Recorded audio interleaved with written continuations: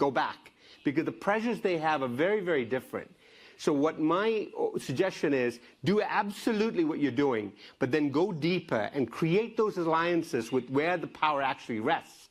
Because you're going to need the ministers and the leaders on, from the seniors and the companies and the global south. You're going to need all of it to actually have long-term systemic change, which is ultimately what you want to. If I can, thank you. No, just to add that also this is, we can work on the big institutions and we can work on behavior change. You made, I think, an excellent point, Secretary, that we have to change our attitude. And indigenous people don't see it as ourselves as separate from nature. And when you see yourself as part of nature, you make a different calculus about what you do. Another hope in society is that society can change quite dramatically in short periods of time when we decide, behaviorally, when we decide something is important. We still evidently haven't decided climate is really important. But that's a behavioral shift that could happen very quickly, as has happened on gay rights and women's rights and so many things before. So I think we've got to keep shouting about it until we make those changes. And I think that we could see a big change very quickly in behavior, like flying less or eating less meat and other changes that you can do very simply that have a huge impact on our climate. Back to 30 seconds, last. A few seconds, yeah. Yes. I just want to allude to what you said. We are doing what we're supposed to do as young people. We're using social media, we're leading changes, we're leading actions, we are holding leaders accountable, but we also have a limit to what we can do. We can do as much as we can to hold leaders accountable, to continue to work with communities, but it is very important that as different stakeholders, as partners as well, we understand the importance of system change. Because no matter what we do, no matter what action we take, and our allies are not willing to take action, and we are not willing to get out of our comfort zone, to take more ethical behaviors, to shift from the current system that we are in, which is not working for us, then there's going to be a problem. So the ultimate solution is systems change, and that way we can be able to transition better, easier, and more efficiently. Thank you. Thank you, everyone. Thank you. Please give a hand to this amazing man. Thank you. Thank you. Thank you. Thank you very much, Rosemary.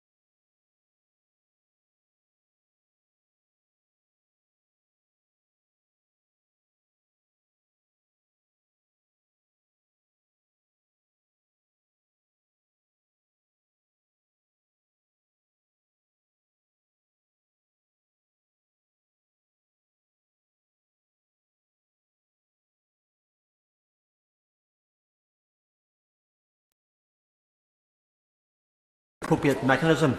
Therefore, the designation of community and extremism threats is truly essential. So will the Minister outline if the process of designation can be streamlined to ensure the police have all the powers that they need to work within communities, to root out and deal with paramilitaries and extremists with the safeguards for human rights? Thank you. I am grateful for the honourable gentleman's question. I know that his particular work around the persecution of Christians across the world actually reads across to some of the challenges that he talks about in terms of making sure that we have cohesive communities across the UK. Of course, policing is a devolved matter, so perhaps it's slightly different for a minister in the UK Parliament today. But what I will assure him is that we do give the best insight to public institutions to make sure they are interacting in the best way possible. I do often feel for, say, junior officers early on in their service having to deal with what are often quite complicated issues in live time. So we want to make sure that they get the best information so they are able to do so. That completes the UQ. Before we come to the Home Secretary's statement, I want to say that I appreciate that it's been one of the most frustrating periods for the House that we've not been able to discuss the issues relating to this case because of ongoing prosecutions. Although the case is still technically sub judice until sentencing on Thursday, given that the accused has pleaded guilty to all charges and the strong public interest in the House being able to discuss these matters, I am granting a waiver so that members may discuss it freely. While I am confident the House sub judice resolution has been followed correctly, I am grateful to the members. Gerade in dieser extrem dynamischen Epoche ist es wichtig, dass wir besonnen und berechenbar handeln. In vielen unserer Länder erleben wir ähnliche Entwicklungen. Berechenbarkeit, Ehrlichkeit und Verlässlichkeit haben zunehmend einen schweren Stand. Zugleich bricht sich in unseren Debatten ein Schwarz-Weiß-Denken Bahn, das einfache Lösungen zwar verspricht, aber niemals liefern kann. Denn die Welt da draußen wird ja nicht schwärzer oder weißer, sondern eher komplexer und komplizierter. Uns alle stellt das vor nie gekannte Herausforderungen. Klar, wir sind vom Nutzen starker Institutionen und Rechtsstaaten überzeugt. Aber wie schützen wir sie gegen Angriffe von innen und außen? Klar, wir wissen um den Zusammenhang zwischen Berechenbarkeit, Vertrauen und Wohlstand. Aber wie erhalten wir diesen Konsens und überzeugen auch andere neu davon? Das sind Fragen von enormer Bedeutung, die uns hier in Davos zu Recht beschäftigen. Und bevor wir darüber gleich ins Gespräch kommen, möchte ich meine Gedanken dazu beisteuern. Erstens, wir brauchen Klarheit und Standfestigkeit. Das gilt ganz besonders in Fragen von Frieden und Sicherheit. Wir müssen alles dafür tun, die fundamentalen Prinzipien internationaler Ordnung zu erhalten. Und das fundamentalste Prinzip ist die Unverletzlichkeit von Grenzen. Übrigens gilt das immer und überall. Wer dieses Prinzip in Frage stellt, der stellt die internationale Ordnung insgesamt in Frage. Der stellt Frieden und Wohlstand in Frage, und zwar auch weltweit. Deshalb darf Präsident Putin mit dem von ihm entfesselten Angriffskrieg gegen die Ukraine keinen Erfolg haben. Und was oft übersehen wird, bislang hat er damit auch keinen Erfolg. Putin wollte die Ukraine und die EU auseinandertreiben. Stattdessen ist die Ukraine heute EU-Beitrittskandidat. Er wollte eine möglichst schwache, uneinige NATO. Stattdessen ist die NATO geeinter als je zuvor und mit Schweden und Finnland um 2 Mitglieder gewachsen. Er wollte ein pro-russisches Marionettenregime in Kiew installieren. Stattdessen ist die Ukraine als Nation gefestigter denn je. Und er wollte die Ukraine militärisch unterwerfen. Stattdessen ist die ukrainische Armee heute viel größer und stärker als vor dem Krieg, ausgerüstet mit westlichen Waffen. Das alles ist in erster Linie ein Verdienst der tapferen Ukrainerinnen und Ukrainer, aber eben auch das Resultat unserer Unterstützung. Diese Unterstützung ist und bleibt der Weg hin zu einem echten, gerechten Frieden für die Ukraine. Dafür stimmen wir uns in Europa aufs engste ab mit den Vereinigten Staaten und natürlich mit der Ukraine. Denn das letzte Wort müssen die Ukrainerinnen und Ukrainer selber haben. Nothing about Ukraine without Ukraine. Diese Klarheit in den Prinzipien braucht es. Zweiter Gedanke. In einer Welt, die sich im Spiegel sozialer Medien permanent am Rand des Nervenzusammenbruchs bewegt, sind kühle Köpfe gefragt. Nicht jede Pressekonferenz in Washington, nicht jeder Tweet sollte uns gleich in aufgeregte existenzielle Debatten stürzen. Das gilt auch nach dem Regierungswechsel, der gestern in Washington stattgefunden hat. Um es klar zu sagen, die Vereinigten Staaten sind unser engster Verbündeter außerhalb Europas. Und ich werde alles dran setzen, dass es dabei bleibt, weil das in unserem beiderseitigen Interesse liegt, weil die enge Zusammenarbeit zwischen Europa und den USA unerlässlich ist für Frieden und Sicherheit weltweit. Und weil unsere Partnerschaft auch ein Motor ist für eine erfolgreiche wirtschaftliche Entwicklung. Meine ersten Gespräche mit Präsident Trump und auch die Kontakte zwischen unseren Beratern weisen in diese Richtung. Und zugleich ist doch vollkommen klar, Präsident Trump und seine Regierung werden die Welt in den kommenden Jahren in Atem halten. In der Energie- und Klimapolitik, in der Handelspolitik, in der Außen- und Sicherheitspolitik und auf manch anderen Feldern. Das alles hat Präsident Trump angekündigt, auch gestern noch einmal. Mit all dem können und werden wir umgehen. Ohne unnötige Aufgeregtheit und Entrüstung, aber auch ohne falsches Anbiedern oder nach dem Mund reden. Ja, Präsident Trump sagt America first und meint das auch so. Nun ist nichts Verkehrtes daran, die Interessen des eigenen Landes im Blick zu haben. Das tun wir alle. Nur ist es eben so, dass Zusammenarbeit und Verständigung mit anderen meistens durchaus auch im eigenen Interesse liegen. Für Deutschland habe ich das schon öfter gesagt. Das größte nationale Interesse Deutschlands ist die Europäische Union. Das führt zu dem dritten Gedanken, den ich heute mit Ihnen teilen möchte, und der wird derzeit fast stündlich wichtiger. Wir Europäer müssen aus uns selber heraus stark sein. Wir müssen zusammenhalten untereinander und mit Partnern weltweit. Wir müssen wettbewerbsfähiger und widerstandsfähiger werden. Und dazu haben wir auch das Zeug.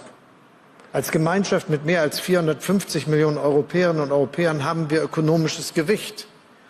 Deutschland ist mit nur 84 Millionen Einwohnerinnen und Einwohnern die drittgrößte Volkswirtschaft der Welt. Erstes Beispiel: unsere Verteidigungsfähigkeit. Dafür brauchen wir neben den höheren Verteidigungsausgaben endlich auch mehr Effizienz in Europa.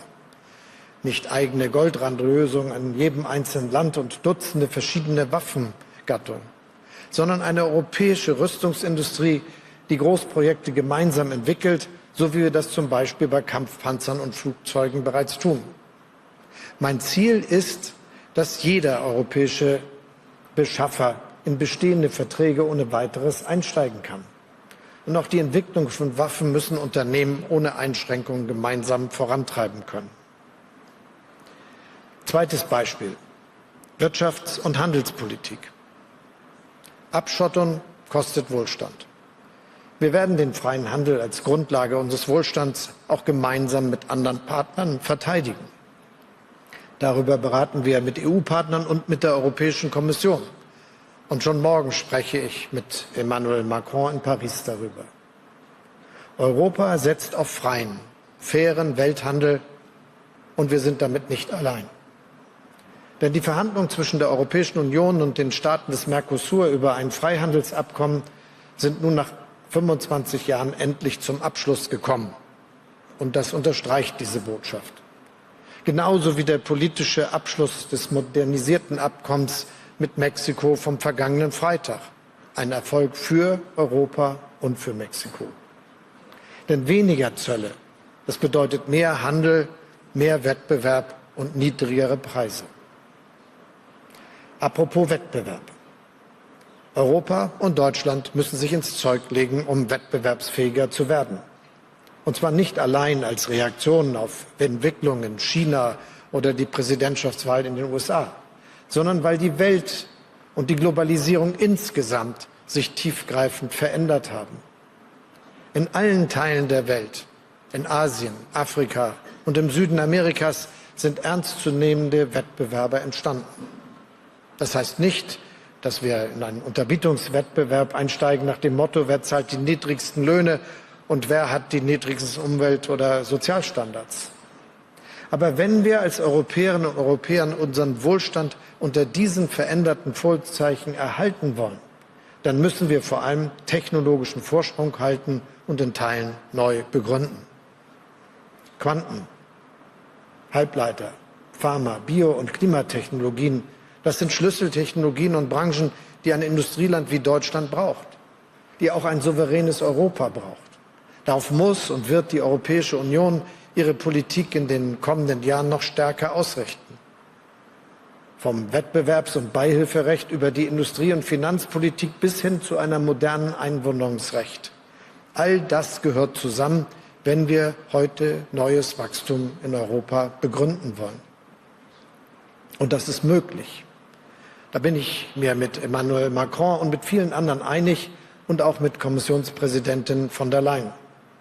Unsere Unternehmen brauchen bessere Finanzierungsmöglichkeiten und Kapital für Investitionen.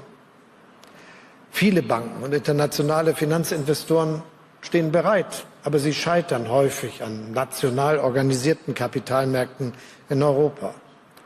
Wichtig sind daher jetzt substanzielle Fortschritte bei der Vertiefung der Kapitalmarktunion. Das ist nicht irgendein randständiges Expertenthema, sondern das ist jetzt von entscheidender Bedeutung für die Zukunft unserer Wettbewerbsfähigkeit, ja für die Zukunft Europas. Zum Thema Wettbewerbsfähigkeit gehört auch, dass die EU übermäßige Bürokratie und Regulierung abbaut. Das hat die Europäische Kommission versprochen und das werden wir als zentrale Aufgabe von der neuen Kommission einfordern. Nur ein Beispiel. Die E-Mobilität ist die Zukunft. Daran besteht kein Zweifel. Wer anderes suggeriert, der schadet unserer Industrie. Aber schädlich ist es eben auch, wenn europäische Autobauer Strafen an Brüssel zahlen müssen, anstatt diese Gelder in saubere Mobilität zu investieren. Das hilft niemandem, am wenigsten dem Klima.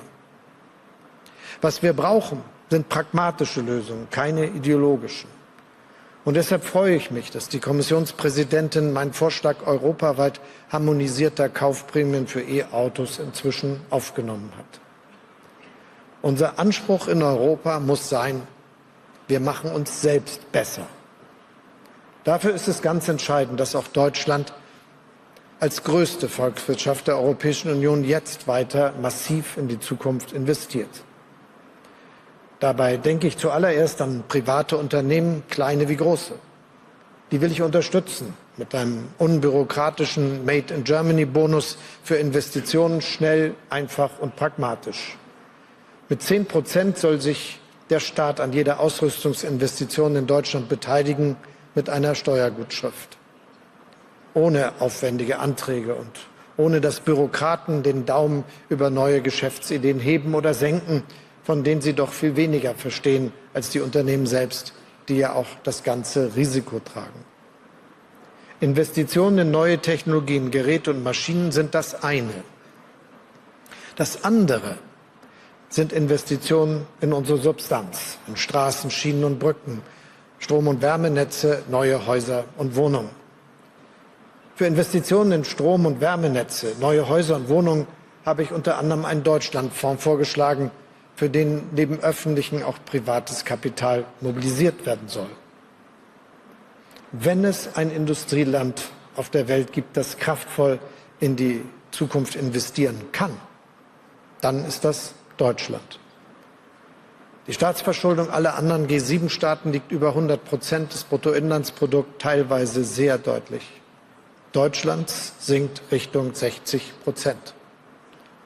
Deshalb bin ich für eine kluge und zielgerichtete Veränderung der Schuldenregel in der deutschen Verfassung. Und das ist ja nicht nur meine Idee, das fordern viele Expertinnen und Experten schon seit Jahren, auch viele hier im Raum.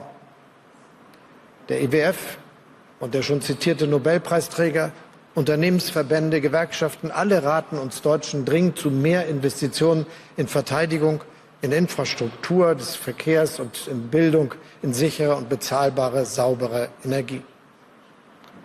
Solche Investitionen schaffen Wachstum nicht nur für ein paar Monate, sondern auf Jahre hinaus.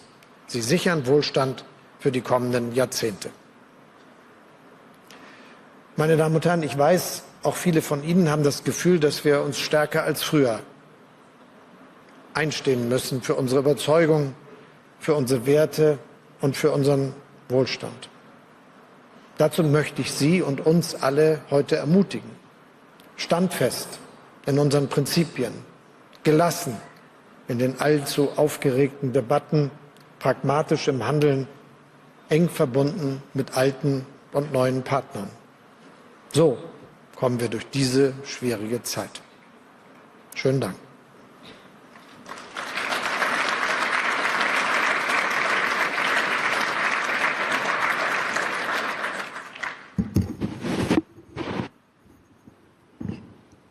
Herr Bundeskanzler, I think the best is to follow up your presentation immediately with a discussion with the audience. So we have people who will rotate with the microphone.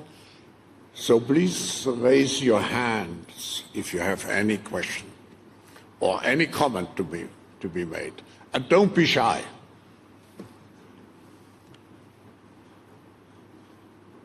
No,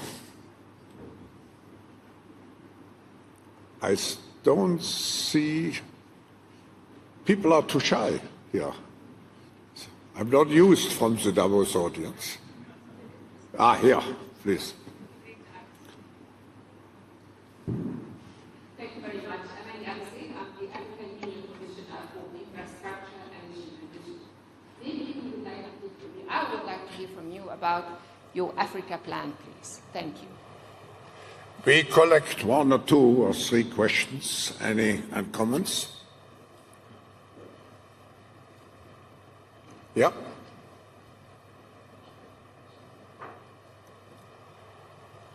I'm Peter Wolodarski from Sweden, Dagens Nyheter. Last night we saw Elon Musk raising his hand at the festivities when the new president was inaugurated. What is your comment to that, Mr. Chancellor? One more. Hello, I am Adán Escobar from El Salvador. I wanted to ask, what is the approach of the EU and Germany for collaboration with Latin America, specifically with El Salvador? Thank you. Und Sie antworten mir das? Ja. So thank you for your questions. I try to answer to them.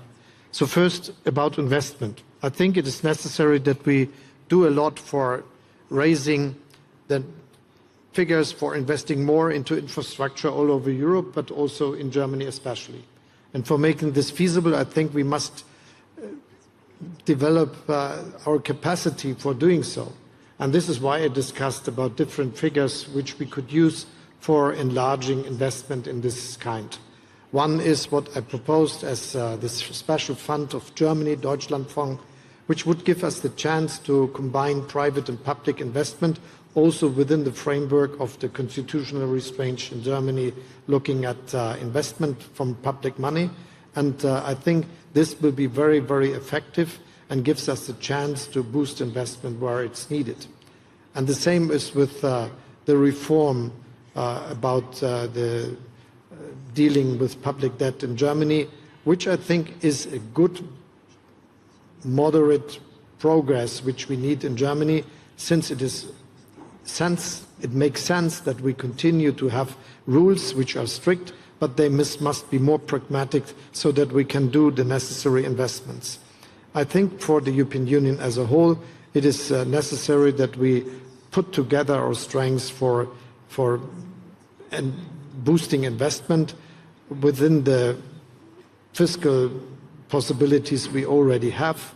And I think there is a chance if we prioritize investment in this case. So on the question of the dealing of Elon Musk, I had a lot of things to comment in the past because he was discussing a lot about Europe. And just to repeat what I already said, we have the freedom of speech in Europe, and in Germany everyone can say what he wants, even if he is a billionaire. And what we do not accept is if this is supporting extreme right positions. And that is what I would like to repeat again.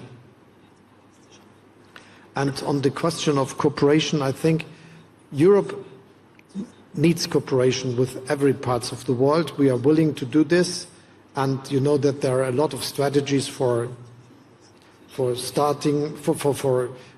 increasing our cooperation, and there is a willingness, and this is why we so much support the idea of free trade and also of developing free trade agreements.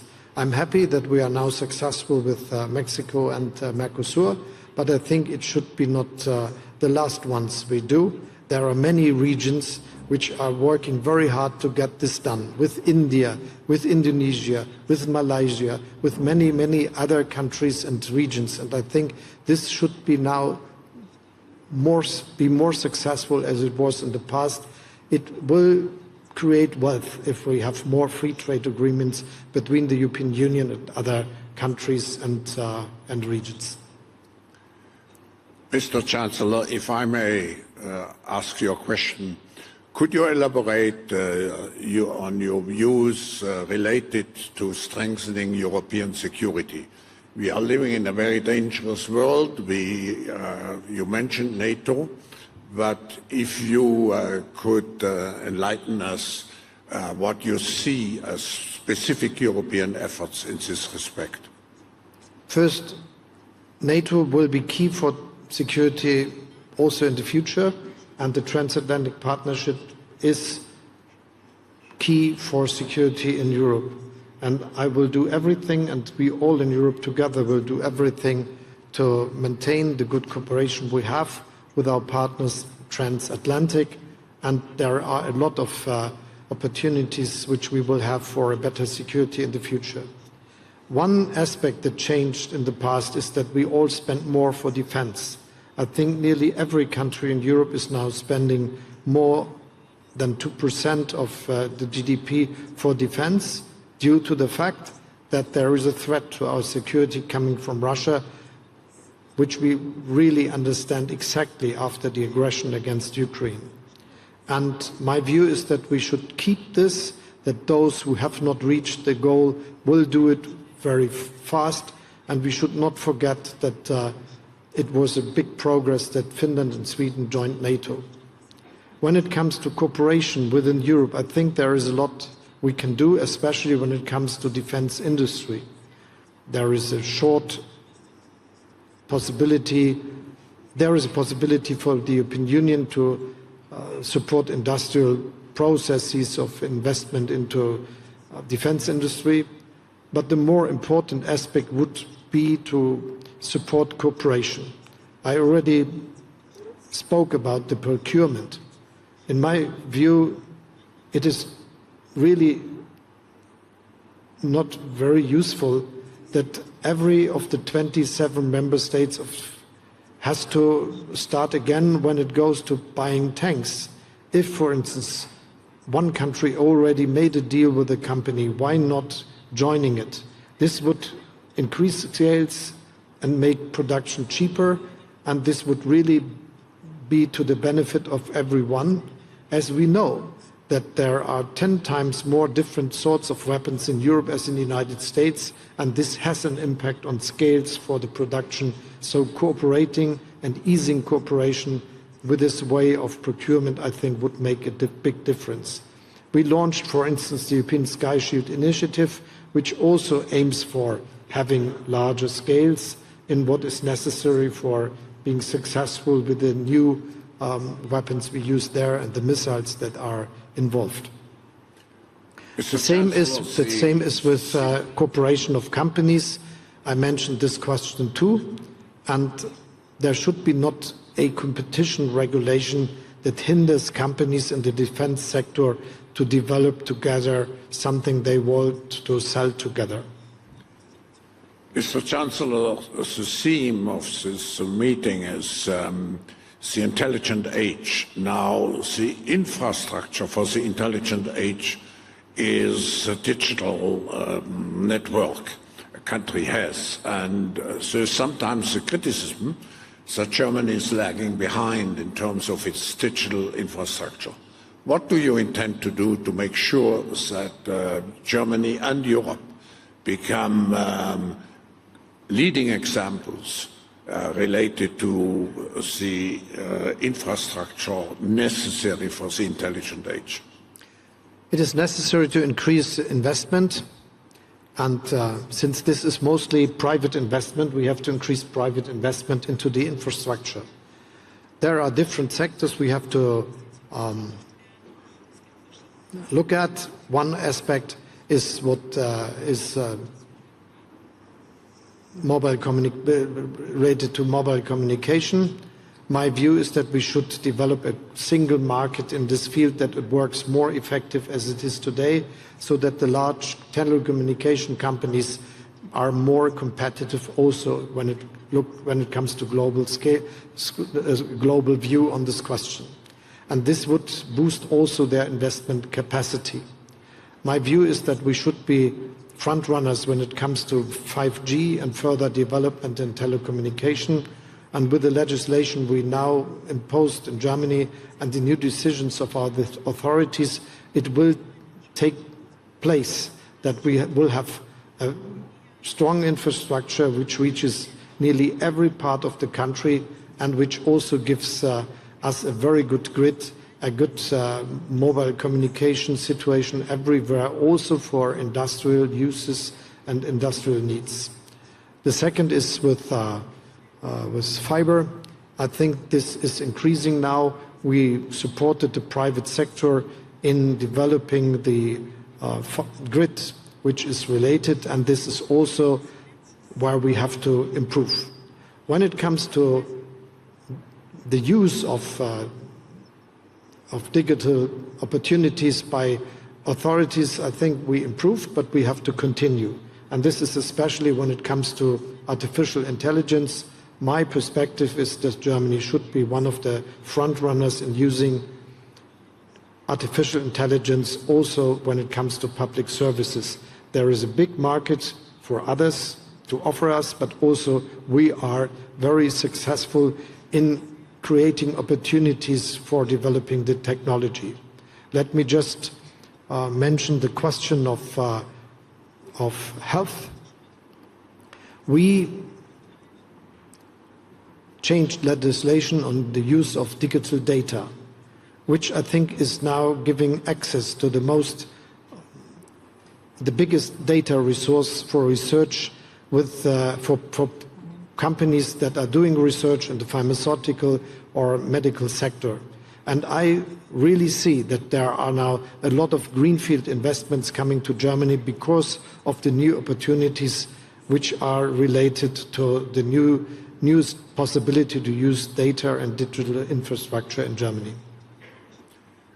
Mr. Chancellor, we're coming towards the end, and maybe one last question. The motto which I presented this morning in my opening remarks for this meeting should be constructive optimism, or you would call it also pragmatic optimism. Now, could you summarize for us what makes you really optimistic for the future? Democracy, the people, and the opportunities we have when we are very much sticking to using the opportunities of the future. If it is artificial intelligence, if it is quantum computing, the newest technologies we have in biology and other fields, or for medicine, there are a lot of opportunities. We should use them. Let's face on the opportunities and not on the risks, which we also have to deal with, but I think the opportunities are our future. Thank you very much, Chancellor Scholz, and looking forward to seeing you.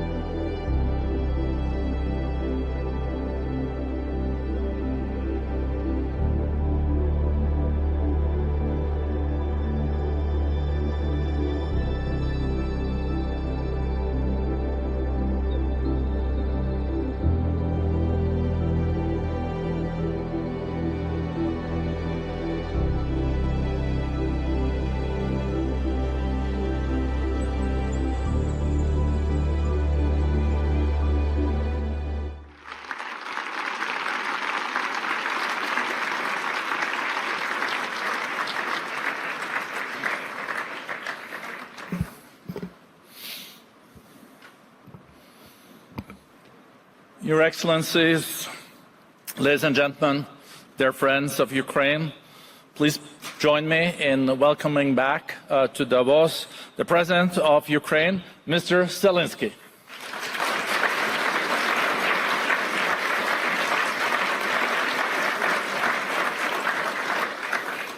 I think you can hear from the warm applause that people are very much looking forward to hearing you speak, Mr. President, but also to greet you in the warmest way, welcoming you back to our annual meeting.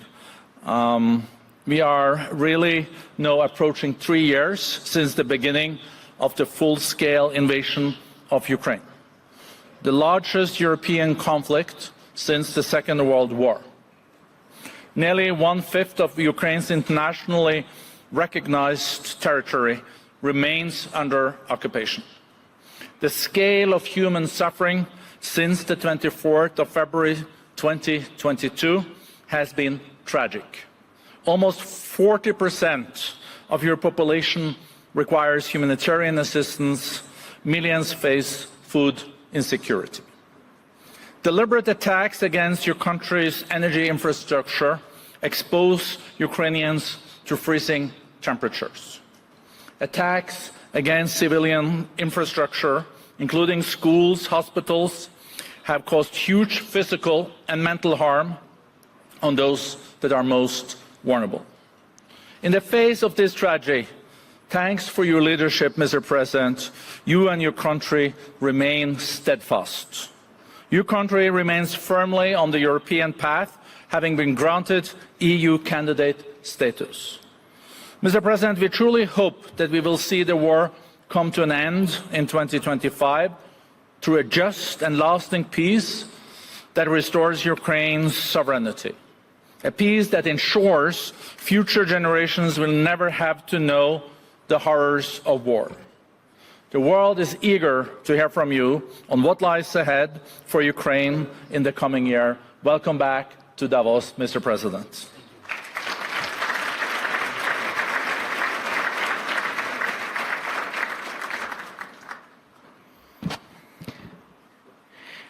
Thank you so much.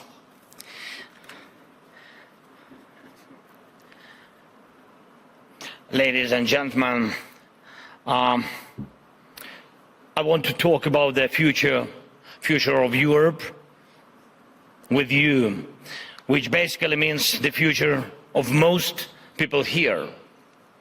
Right now, all eyes are on Washington. But who's actually watching Europe at the moment? That's the key question for Europe, and it's not just about ideas, it's about people, first of all, about how they will live in a world that's constantly changing. 20 hours ago, President Trump's inauguration took place in Washington, and now everyone is waiting to see what he will do next. His first executive orders have already shown clear priorities. Most of the world's now thinking, so what's going to happen to their relationship with America? What will happen to alliances, to support, to trade? How does President Trump plan to end wars?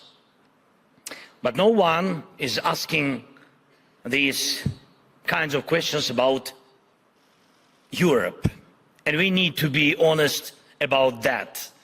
When we in Europe look at the United States as our ally, it's clear they are an indispensable ally. In times of war, everyone worries, will the United States stay with them? And every ally worries about that. But does anyone in the United States worry that Europe might abandon them someday, might stop being their ally? The answer is no. Washington does not believe Europe can bring them something that is really substantial. And I remember last year's Asia Security Summit in Singapore. The Shangri-La dialogue, and their representatives of the United States delegation openly said their top security priority is the Indo-Pacific region, the second is the Middle East and the Gulf, and only the third is Europe. And that was under the previous administration. And will President Trump even notice Europe? Does he see NATO as necessary, and will he respect EU institutions?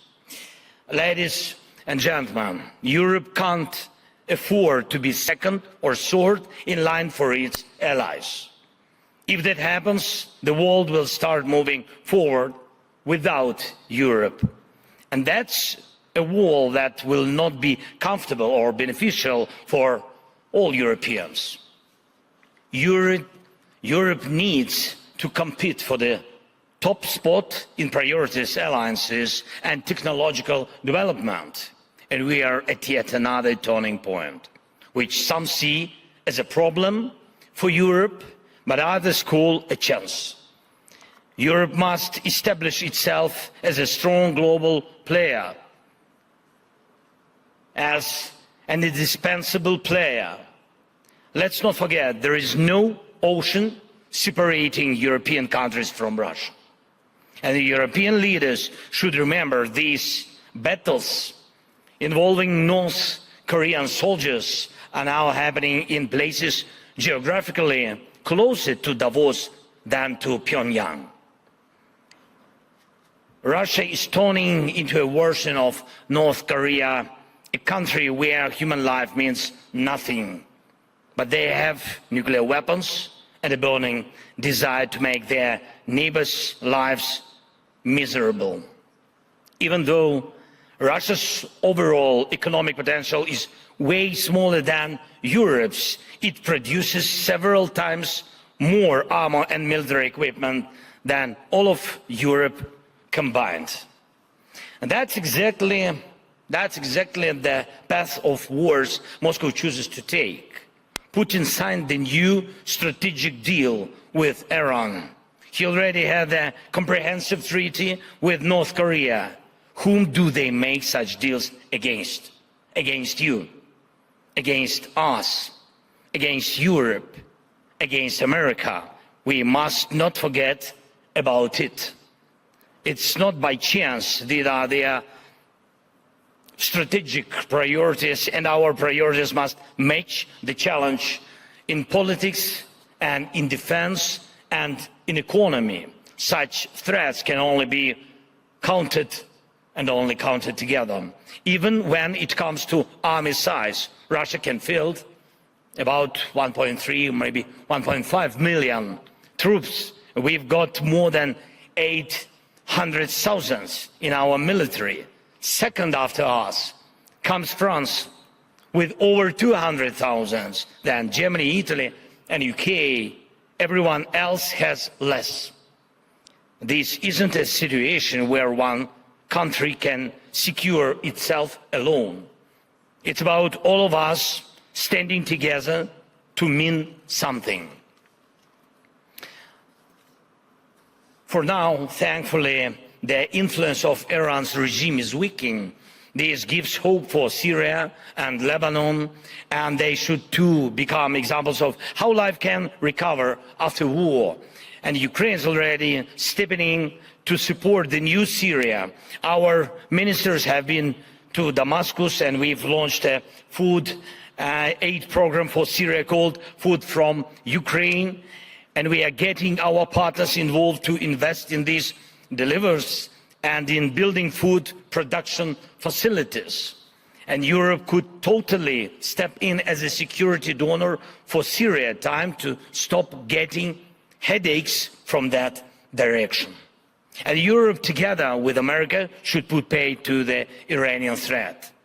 Next, right now, it's not clear whether Europe will even have a seat at the table when the war against our country ends.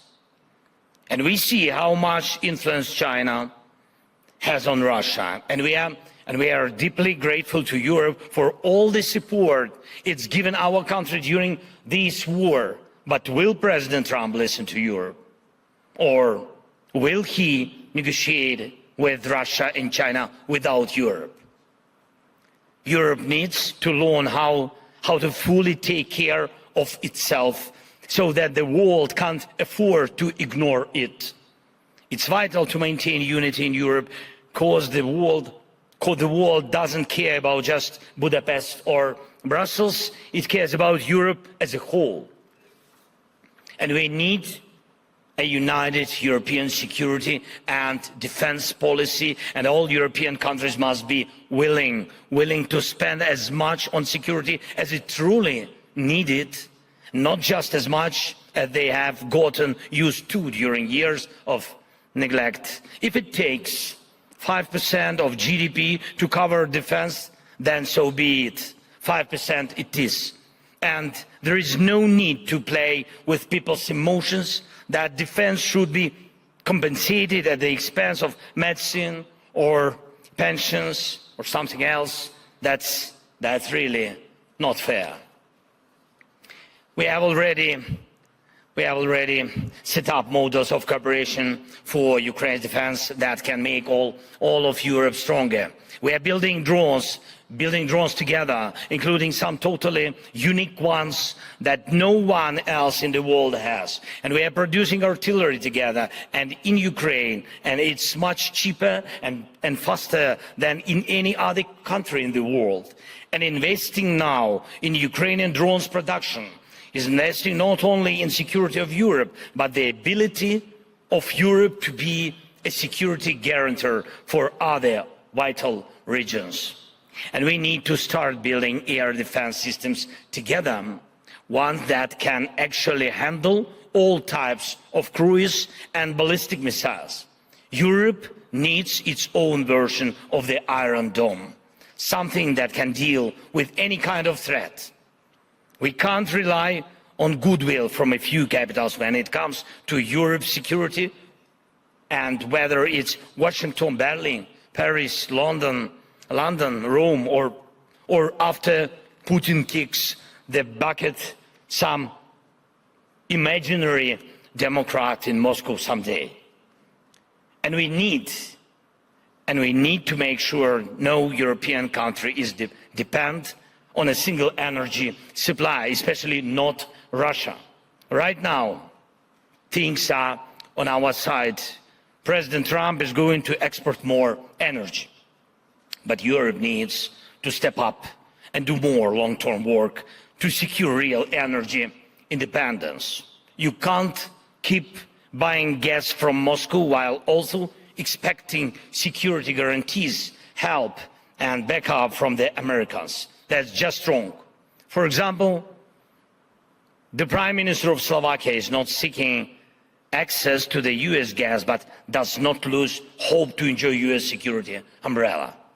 And Europe must have a seat at the table when deals about war and peace are made. And I'm not just talking about Ukraine here. This should be the standard. Europe deserves to be more than just a bystander. With its leaders reduced to posting on X after an agreement has already been made. Europe needs to shape the terms of those deals. Next, we need a completely new, bolder approach to tech companies and technological development. If we waste time, Europe will lose this century. And now Europe is falling behind in the development of artificial intelligence. Already, TikTok's algorithms are more powerful than some governments. Already, the fate of small countries depends more on their owns of tech companies than on their laws. Already, Europe is not leading in the global tech race, falling behind both America and China. This isn't some minor issue. It's about weakness, first technological and economic, then political. And Europe is often more focused on regulation than on freedom, but when smart regulation is needed, Brussels hesitates. We should ensure maximum tech development in Europe and together make all significant decisions for the whole Europe. From weapons production to tech development, Europe must lead. And Europe must become the most attractive market in the world. And that's achievable. And finally, Europe must be able to guarantee peace and security for everybody, for itself, and for others, for those in the world who matter to Europe. Europe deserves to be strong, and for this, Europe needs the EU and NATO. Is this possible without Ukraine and without a just end to Russia's war against Ukraine? I'm certain the answer is no. Only real security guarantees for us will serve as real security guarantees for everyone in Europe. And we must ensure that America also sees us as essential. For that to happen, America's focus must shift to Europe so that one day in Washington they will say, all eyes on Europe, and not because of war, but because of the opportunities in Europe. Europe needs to know how to defend itself. Hundreds of millions of people with Europe to see its landmarks, to learn from its cultural heritage. Millions in the world dream of living like the Europeans do, and will we be able to keep it and pass it to our children? If we in Europe can answer positively, America will need Europe as well as other global players. Europe must shape history for itself and its allies to remain not just relevant, but alive and great. Thank you. Slava Ukraini.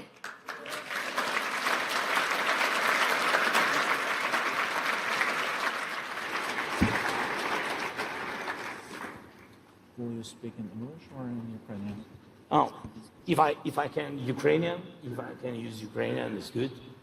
Your English is also becoming so good, huh? My Ukrainian is better. Yeah. My Norwegian too. If you want to hear how it sounds. We're all in your hands. Thank you so much. Yes. So I'm asking the question. So there is a headset. So give people time to take it on because they shouldn't miss any of the nuances in your answers. Thank you so much.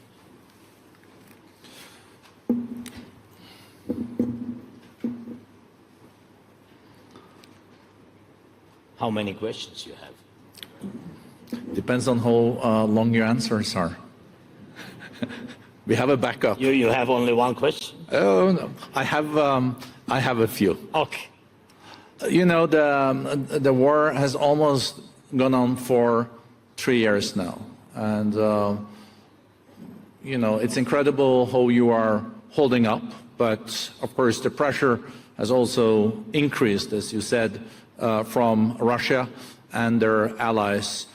I think we're all also wondering how your latest military strategy is, and also how the current state of hostilities are. You last summer decided to do the incursion of Kursk, the first time since the Second World War another country have taken a piece of Russia, but at the same time we know that Russia is pushing very hard in Donbass. So what is the current state of hostilities, and what is this part of the strategy that you can share with us here today? That's really not a simple question. No. If I'll answer with all the details, maybe it will be only one question. Really. But okay. Дякую вам за це запитання. Передусім я хочу сказати, що ми досі знаходимося в Курському регіоні. І наші військові там. Сил Російської Федерації не вистачило нас витиснути. Сьогодні там більше 60 тисяч російських військових саме на цьому напрямку. Окрім цього, було 12 тисяч північних корейців, 4 тисячі з яких загинуло. І це була стратегія Путіна втягнути ще одну країну. Скажу відверто, я дивився, що він підписав з Іраном. І там поки що ми не знайшли пункту щодо того, що він може затягнути і іранських військових в цю війну. Хоча я вважаю, в принципі, глобально Іран вже втягнутий в цю війну після того, як вони почали наносити нам удари по нашій цивільній інфраструктурі, вбивати людей, по лікарням, по школам, попадали всюди своїми далекобійними дронами. І дали ліцензії на виробництво цих дронів на території Росії. Тобто наші військові, я їм дуже сильно вдячний за те, що вони на Курському напрямку відтягнули на себе удар. І це був удар зі Сходу. Росія хотіла захопити, окупувати місто Харків. Цей регіон, до речі, сьогодні знаходиться під нашим контролем. Люди там живуть. Там це було дуже небезпечно. Окупація Харкова, тому що там зараз біля 1,5 мільйона людей. Дуже багато людей. Дуже багато. І вони обстрілюють їх. На жаль, ну там такі люди. Просто викликає велику гордість, що вони там і працюють. Уявіть собі, під обстрілом. Вони працюють, не лишають свого міста. Дуже патріотичні, дуже міцні люди, я їм дуже вдячний. Так ось, Харківська операція провалилась у Путіна, і ми змогли їх зупинити. Потім він хотів окупувати знов північ, він і починав наступ на Київ з півночі. Майже, як ви сказали, 3 роки вже тому.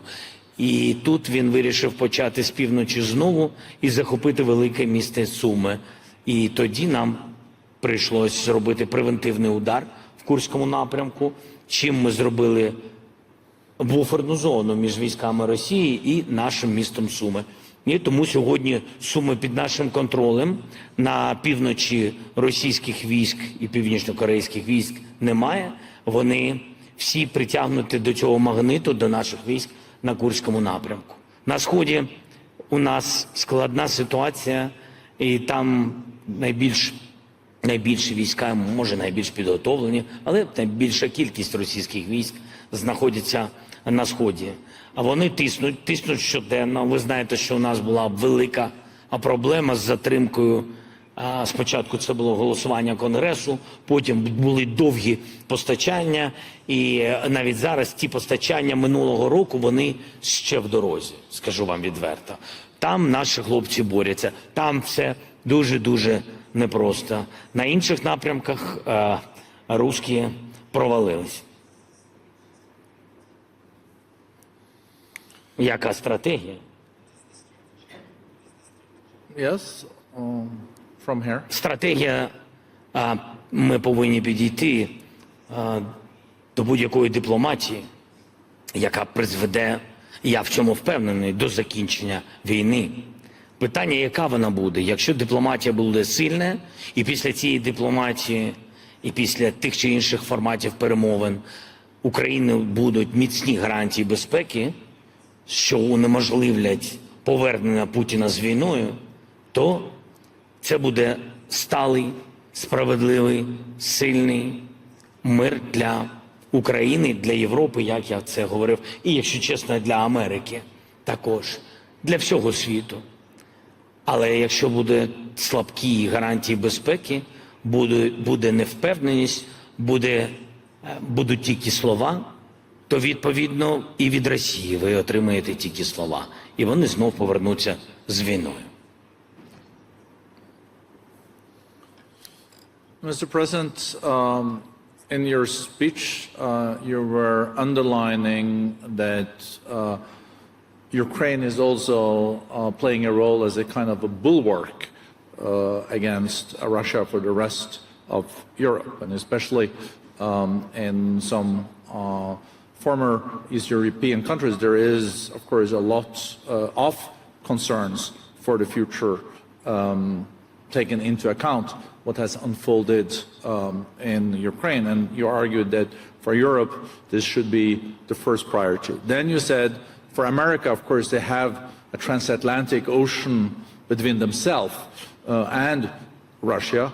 But at the same time, we know, and you know, that American support is also needed, since they have half of the military capabilities of the world, so still a superpower. And I think we're all reflecting now on what will happen in Washington, D.C. In the coming weeks. You met Trump many times. It seems that you've established also a relatively good personal chemistry. But what do you think will happen in the coming year? Is there, because every war has to end, so now we're talking about the premises for deal. It has to be also future security for Ukraine and no new wars. So, a question, you think you are in a manageable situation now in the coming months, also with the new Trump administration?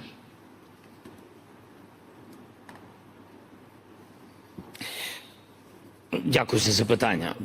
Передусім, я би дуже хотів, щоб всі зрозуміли, де ми і де Росія були у 22-му році, де ми, де Росія, де Америка, Європа сьогодні. Мені здається, що ці технічні дані, вони важливі, щоб зрозуміти, яка допомога, як і на що вона впливає. І які ризики у всіх інших. Якщо ми згадаємо повномасштабне вторгнення Російської Федерації у 22-му році, то ми точно можемо знати, що угруповання Росії тоді було десь біля 200 тисяч. Вони пішли таким угрупованням, пішли з півночі, з ракетами, нас там пішли по південь, схід. Але було так 200 з чимось тисяч, ну, плюс ще та кількість сепаратистів, які контролювали і, на жаль, ще контролюють тимчасово окупований Схід. Я маю на увазі Донецьку, Луганську область, ту частку, яку вони контролюють. Нам було дуже складно без допомоги всіх. Я дуже вдячний за те, що потім підключилась Америка і Європа. Але ви повинні знати, що на сьогодні 600 тисяч, а якщо бути точним, 608 тисяч знаходиться на території України, російських військ. Тобто це в 3 рази угруповання більше, ніж те, що на початку 22-го пішло на нас. І тому, коли кажуть, що є достатньо допомоги, порівняйте, що було тоді, що відбувається зараз. Тоді допомога Америки була 90%. Сьогодні те, що є у наших військових на полі бою, це 40% українське виробництво, 40% Сполучені Штати, 30% трішки менше 40, так, трішки менше 40. Тобто десь третина, трішки більше третини Сполучені Штати і трішки менше, ніж Сполучені Штати, Європа. І 40% десь, біля 40% України. Тобто ось що ми сьогодні маємо. І це велика різниця. І тому, коли кажуть, як ми тримаємось за рахунок серйозного зростання вітчизняного виробництва і зростання виробництва в Європі, і також зростання виробництва в Сполучених Штатах Америки. Але цього недостатньо, тому що ми зростали в рази. Європа так не зростала. Про це і в моїй промові було. І це дуже важливий момент. Зрозуміти, де ми, як нам триматися без допомоги і що буде робити Путін. Тепер подивіться, що може робити він, а якщо не будуть чіткі гарантії безпеки сильних, він зріс в рази також виробництв. У нього, я наводив такий приклад, у нього десь більше 30 на сьогодні, а в мілітарі секторі 30 заводів. В Європі 45. А виробляє він майже в 2 рази більше, ніж Європа. Тобто, ви розумієте, він вкладає все він вкладає в це, а Європа не довкладає. І це також факт. Хоча, як то кажуть, можливості технічні у Європи більше. Це без рахування Сполучених Штатів Америки. І коли не буде у вас сильних гарантій безпеки, об'єми будуть знижуватись, нам прийдеться розраховувати тільки на себе і на Європу, і цього замало. Цього замало. Потрібно, щоб Європа і Сполучені Штати були в союзі. Якщо Путін, наростив до більше ніж 600 тисяч своє угруповання, як ви вважаєте, якщо не будуть сильних гарантій безпеки, не НАТО і ще щось, військовий контингент, зброя, далекобійна зброя, розташована на території України, як ви вважаєте, якщо Путін повернеться, він точно повернеться з армією в 10 разів більше, ніж те угруповання на початку 22-го року, бо воно вже в 4 рази, майже в 4,5 рази більше. І коли він повернеться з цим угрупованням, для чого він повернеться? Для повної окупації всіх країн, які були колись республіками в Радянському Союзі, це номер 1. І потім буде робити так, як він робив з нашим Кримом. Він буде заходити в інші країни ЄС і НАТО для того, щоб там стояти хоча б трішечки, щоб робити ті чи інші вимагання, ті чи інші ультиматуми тим чи іншим країнам. Хтось повинен буде вийти з НАТО, наші Baltic Friends, Фінляндія, Швеція.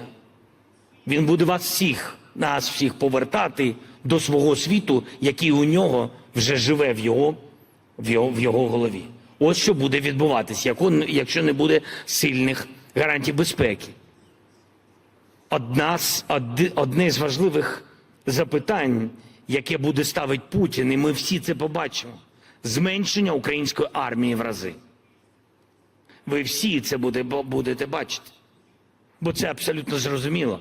Якщо ми змогли зробити армію 800 тисяч плюс, це зрозуміло, що ми плюс Європа – це армія, яка спроможна не тільки стояти і боронитися, свої кордони. Це армія, яка спроможна дати відсіч Путіну, і він це розуміє. Найшвидший шлях – тиснути на Сполучені Штати, щоб Україна не була в НАТО, і тиснути на всіх союзників, щоб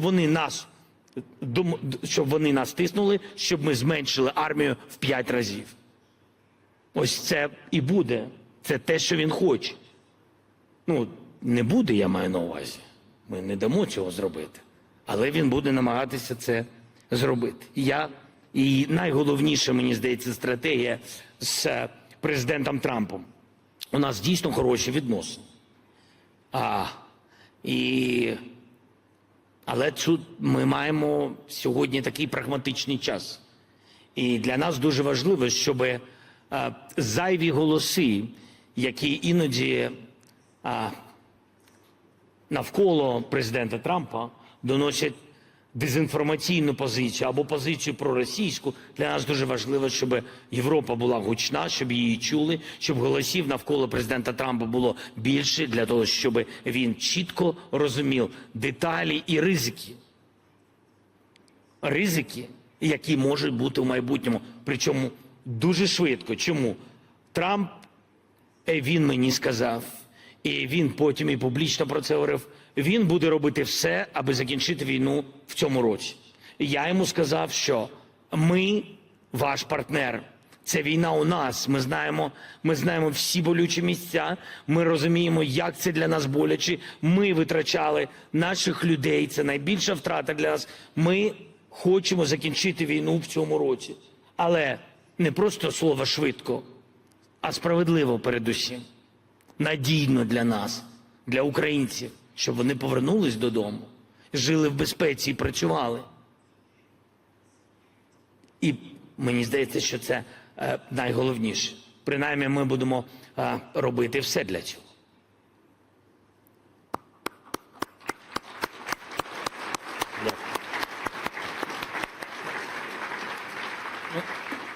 Mr. President, I just don't think there is a lot more to add. So it was not interesting, you see? I was coming to that in the next sentence. I felt that the last piece was historic. I think you sent a historic reminder to all of us what is at stake. And I was thinking about what Winston Churchill once said, that the farther backward you can look, the farther forward we're likely to see. And I think if you have seen something in the past, you have a special responsibility for not repeating it in the future. And I think you feel here that there is a lot of support for you and your country in Davos. Thank you very much. Thank you so much.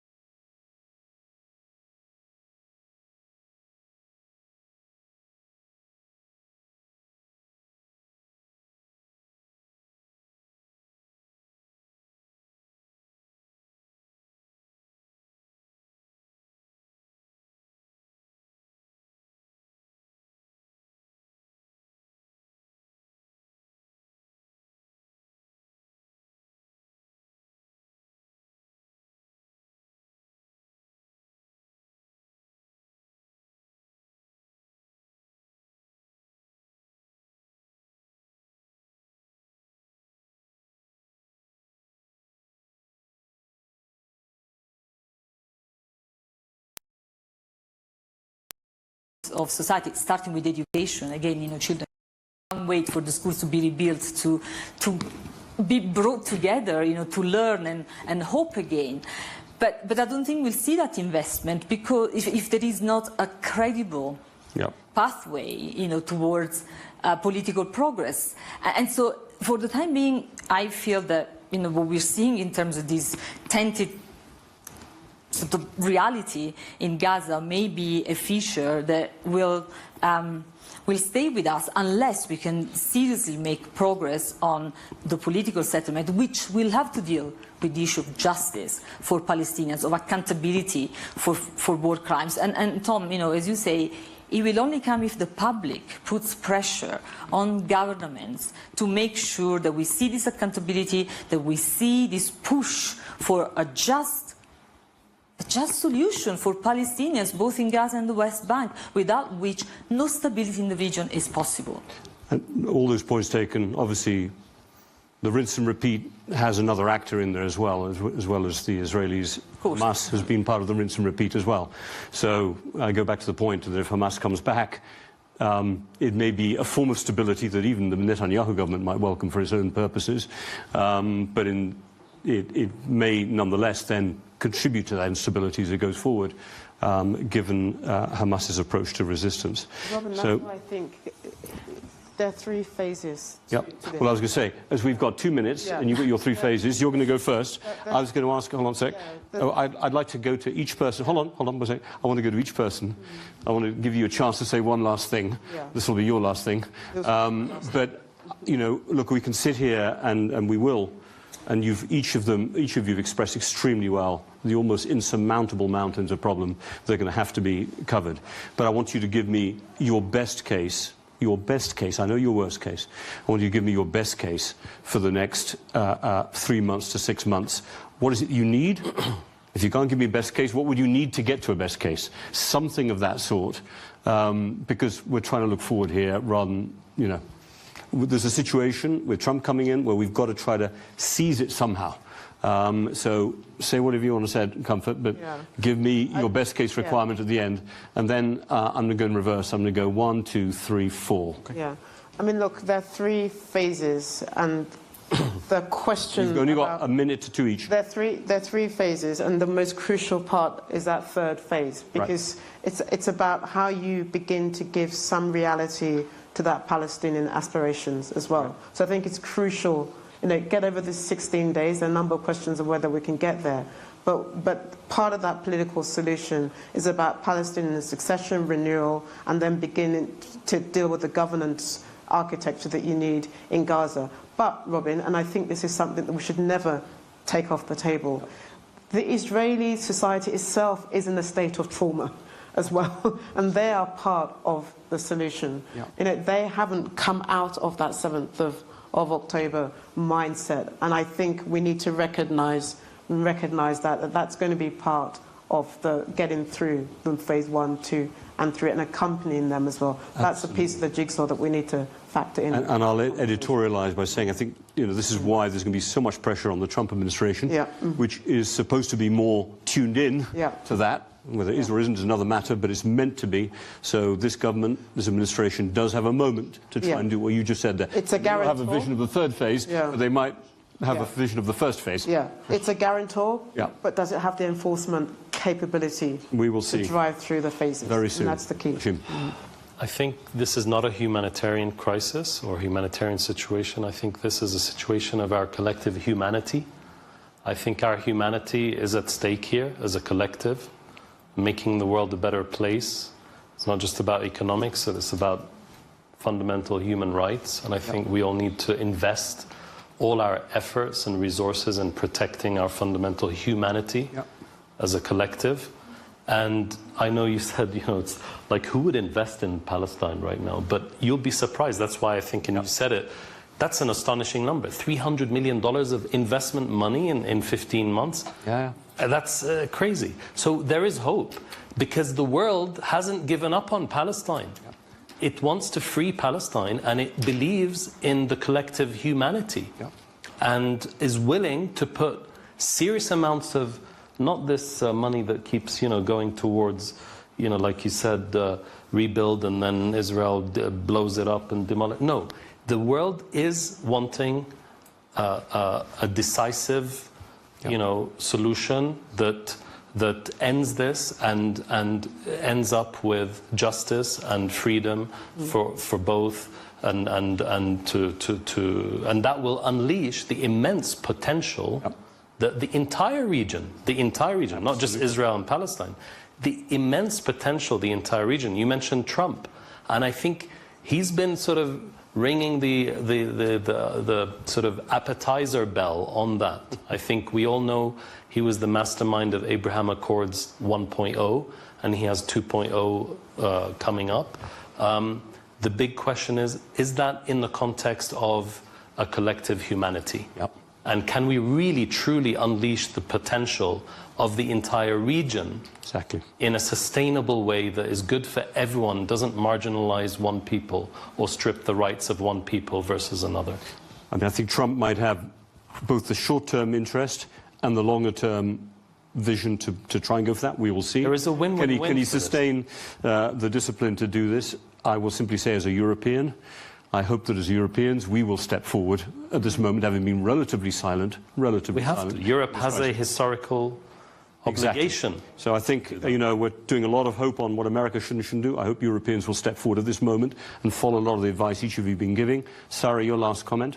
My advice is to center all of this in Palestinian voices and an agency, because, you know, around Palestine and the Middle East, you know, writ large, there is always a lot of external actors who have their solutions and their ideas and their prescriptions, and very, very rarely they take into account what Palestinians want, their aspirations, their vision, which is not the vision of Hamas or Fatah, quite frankly, but, you know, civil society, academics, businesses, diaspora. It needs to be centered in their vision and their agency. Again, maybe Palestinians in the West Bank are going to have to play a very important role in stating that, given the situation in Gaza. Right, Tom, you laid out your first thesis, you've heard all this stuff. It's probably coming back to you. I mean, not just on this panel, but... well, welcome to a driverless world. I mean, you know, immediately we've got to save 1 million lives. Palestinian kids are going to die of starvation and health. You know, that's the... Let's get that done first. Then, I really hope we can get those kids back to school. At the moment, with the Knesset legislation coming at us in a week and a half's time, that's not going to happen. So it's not just this generation, it's a future generation that is going to be in those hopeless conditions. You know, I hope, and I've been in Washington and elsewhere trying to think about how we make these arguments, I hope there is an argument that can be made to Trump that this is the thing that Biden and Obama and Clinton couldn't do. You know, this is your chance to get a great big gold medal. He's going to love that, Tom. And that's what he wants. And, you know, he wants a grand deal. Don't be a loser, be a winner. You know, we have to keep hoping that normalization with Palestinian dignity, security, justice, opportunity at the heart of it is possible. And we've got to keep hope, because that's our job collectively as humanity. And very finally, you know, I was in Damascus a couple of weeks ago, and things felt pretty hopeless there until recently. Maybe they'll be hopeless again. But I was given a poem by one woman who'd come to one of our centres to learn to read and write, and it talked about the grass growing back on the rubble. And, you know, the rubble is, you know, that's a really striking image, but, the grass is going to grow back eventually, and we've got to be there. Okay, look, I'm not going to editorialize any of this. You've heard 4, I thought, very thoughtful, impassioned sets of statements. It's a moment. Let's grasp the opportunity out of the horror, because otherwise the horror will have won, and we cannot let that happen. So thank you. Very strong hand for the panel, please. Thank you.